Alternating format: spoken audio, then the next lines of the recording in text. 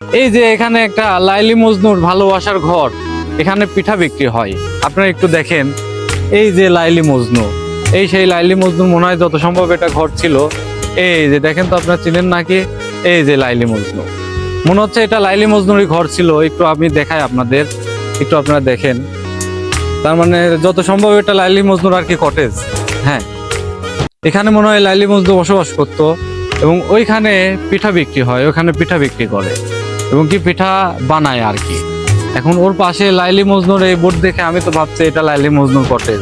হাইরে জীবনে মনে করছি যে লাইলি মজনুর কটেজ দেখে ফেলাইছি, হয়তো বা এখানে লাইলি মজনু আছে, আমি তো তাই ভাবিছি। আমি সত্যি সত্যি এসে দরজা নক করেছি, কিন্তু লাইলি মজনু নেই। আমি তো পুরাই হতবাক যে লাইলি মজনু কোনে গেল। লাস্টে কি করব, বাড়া চলে গেলাম। তারপরেও আমি আপনাদের একটু দেখাই লাইলি মজনু, আবার একটু ভালোভাবে দেখেন দর্শক শ্রোতা। এই দেখেন লাইলি মজনু, আমার তো মনে হচ্ছে এটা লাইলি মজনুরই কটেজ। আপনারা কি বলেন? অবশ্যই আপনারা কিন্তু কমেন্টে জানাবেন।